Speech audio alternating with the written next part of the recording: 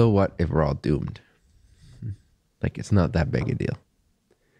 I think that we have so much attachment to this concept of being alive or the world being a certain way.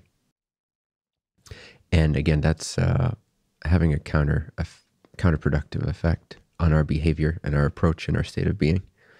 We literally step out of our sort of relaxed, aligned state of natural wisdom, and we start emotionally reacting to things, seeking for this short-term emotional gratification over and over and over again. I've kind of landed on this topic of emotional gratification as being one of the main issues or challenges or causes of our problematic relationships in the world even at a global scale right now. So if people had more perspective, if they could zoom out, if they could be less attached to their self-importance and just look at life as it is and see that we're just a tiny portion of creation when it comes to our physical bodies in this incarnation. Doesn't mean it's not extremely valuable and precious, but in the grander scheme of things, even just from a purely physical standpoint of the natural world, right now there's probably 100 lions eating a gazelle. There's probably tens of thousands of ants dying this very second by poison. There's so much happening like in the animal world, and there's so many people dying right now. And the COVID-19 thing is such a prime example of how we can give meaning to one topic that represents something to us that makes us fear death, when so much more death is around us all the time than the actual statistics of this virus. So we blow this out of proportion just because it's part of our consciousness, just because we've given it a name and a symbol and we've given it attention. And then we no longer see life as it is. We completely see it as we've constructed it in our minds by giving it specific meaning, symbols, significance. Then we lose touch with the natural way of things. And then we start to, when we have a lack of meta perspective, meta overview of what we are, of the eternal nature of everything, but even on a physical level, if we forget just the size of the sun, the size of the earth, and then the size of our bodies, and then the fact that physical bodies come and go all the time is just a part of the physical cycle, then we start to really make ourselves too important as a human, as a species, as a physical body. And then our entire perspective is off. And so we're no longer dancing in harmony with the circle of life, if you will. We're trying to isolate ourselves from that existence, try to protect ourselves from the rest of existence. And we make a big deal out of very subjective, biased things.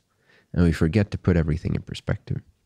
And so we have this feeling of self-importance just because we are afraid that we can die, which is why true direct spiritual investigation is so helpful, because you can directly experience that it's impossible for what you are to ever cease to exist.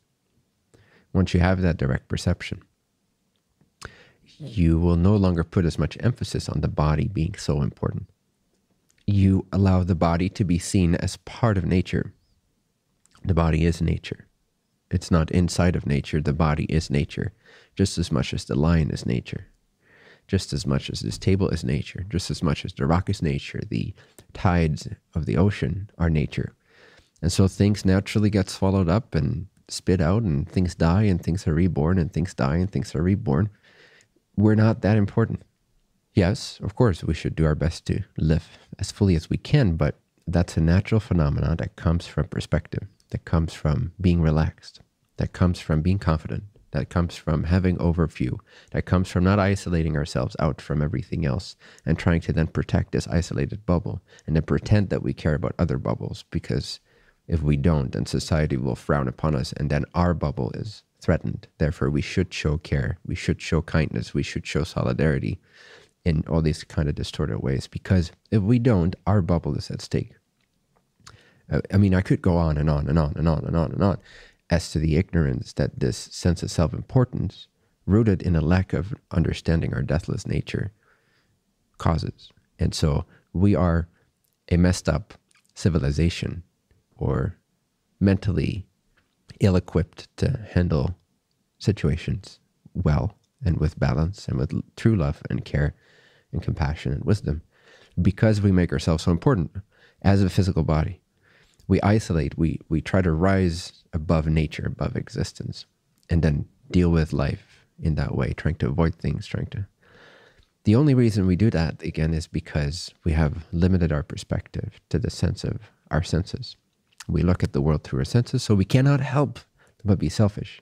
We cannot help but be biased. We cannot help but be oppositional. We cannot help but separate ourselves and each other. So no matter how good of a person we try to be, no matter how much we try to live up to society, we're doomed, we're bound to be selfish unless we can break the cycle of limited perspective. And so the only solution to everything we're seeing right now is true spirituality.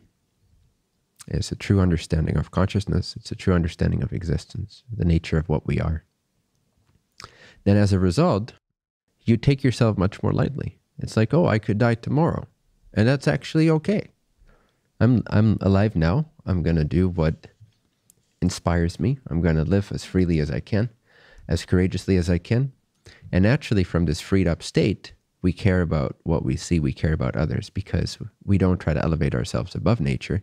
We see that we as the body are nature.